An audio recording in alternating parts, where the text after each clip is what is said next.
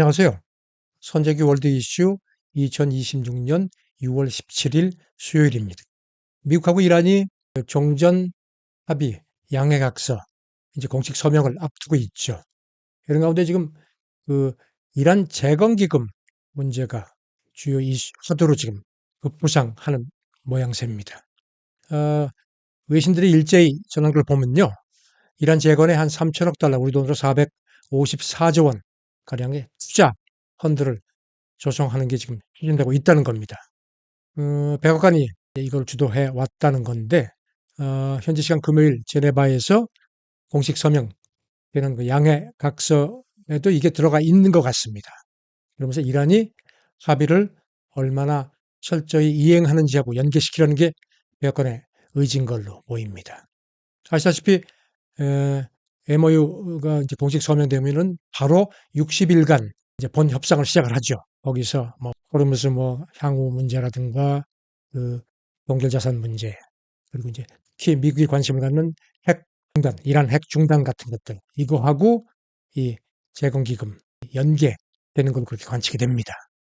여기 대해서 벤스 미국 부통령도 미국 CBS 인터뷰에서 이란이 의무를 성실히 이행하는 조건으로 접근할 수 있는 지원책이 하나라고 인정을 했습니다. 그런데 지금 뭐 미국하고 이란이 그 합의 이행 기준이 서로 좀 말이 앞뒤가 맞지가 않습니다. 그래서 이게 앞으로의 그 상당히 걸림돌이 되지 않겠냐는 관측이 벌써부터 나옵니다. 여기 대해서 로이터가 그 소식통을 이용해서 전한 걸 보면요. 3천억 달러 규모 가운데 한 절반가량을 우리나라를 비롯한 그 전 세계 기업들이 그 현지 투자 형태로 이렇게 내기로 이미 약정을 했다는 겁니다. 그리고 지금 소식통 얘기는 이 기금이 이란 쪽에서 얘기하는 그런 뭐 배상 성격이라기보다는 미국 쪽에서는 민간 투자 수단으로 강조를 한다는 겁니다. 그래서 미국 정부 자금이나 보조금이 일체 들어가지 않는다는 겁니다.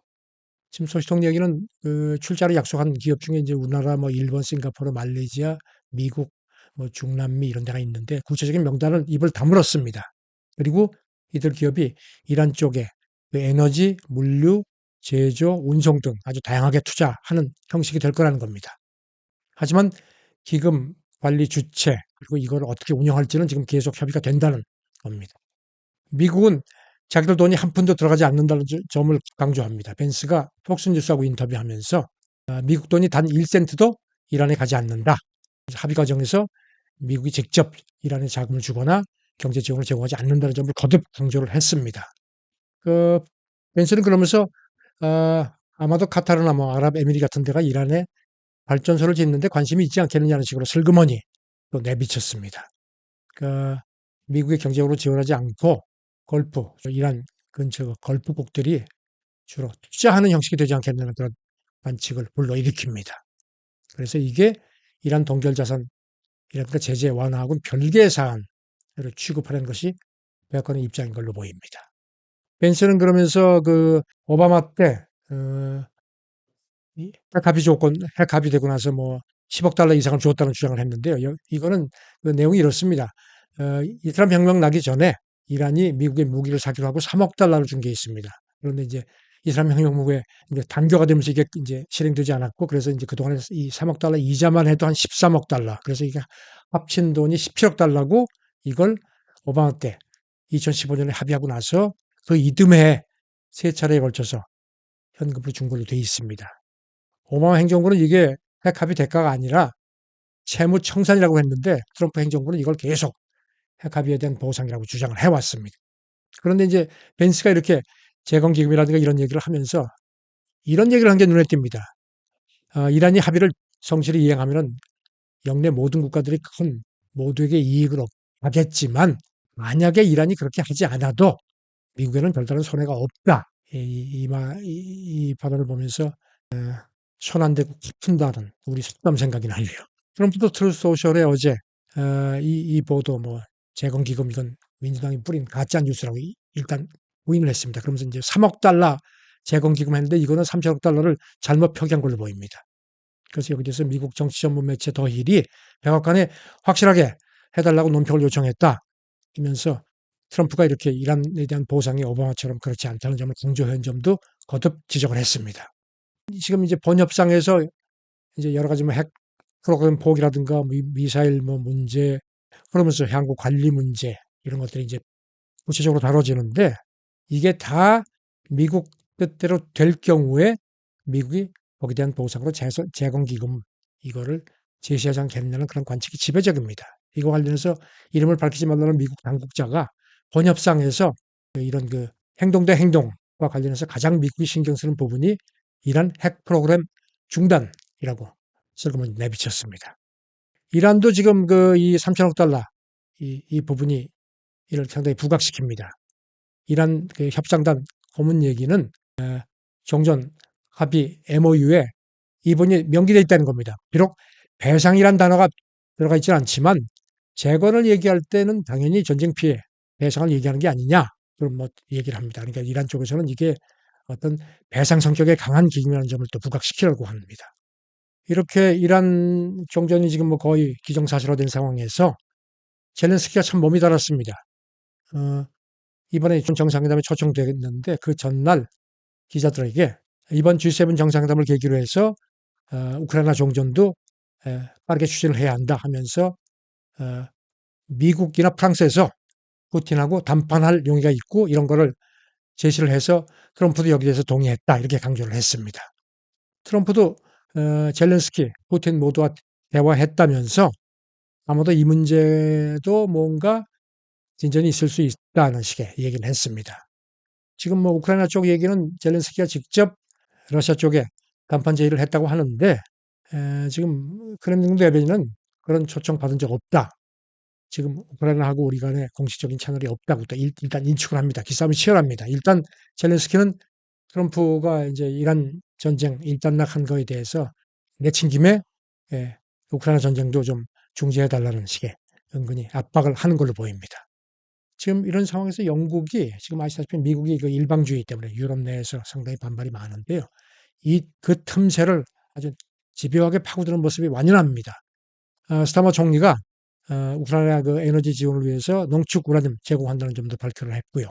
그리고 영국이 처음으로 이른바 러시아 그림자 선단 이제 제재 피해서 석유 팔아왔죠.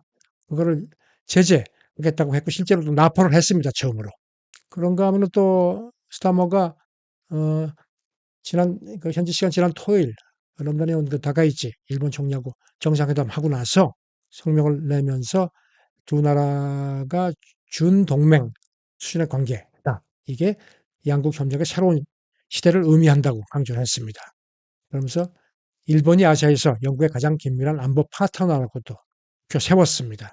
그리고 재생 가능한 에너지라든가 국방 교육 등에서 서로 공통점이 많아서 서로 교분을 갖겠다고 했습니다. 그리고 이번 정상회담에서 인공지능, 양자 우주, 사이버 같은 그 첨단 기술 협력 촉진을 위한 새로운 틀, 이른바 양국 프론티어 테크놀로지 파트너십 구축도 발표를 했습니다. 저는 영국이 트럼프의 그 일방주의, 유럽이 상당히 지금 뭐 미국하고 좀 상황이 좋지 않은 그 틈새를 아주 집요하게 파고드는 모습입니다. 이 와중에 지금 중국 관영 매체가 G7 정상회담을 겨냥해서 아주 노골적으로 비판을 했습니다. 글로벌 타임스 사설에서 G7이 위선적인 부유 클럽이다. 하면서 깊은 분열 그리고 뚜렷한 쇠퇴를 보인다.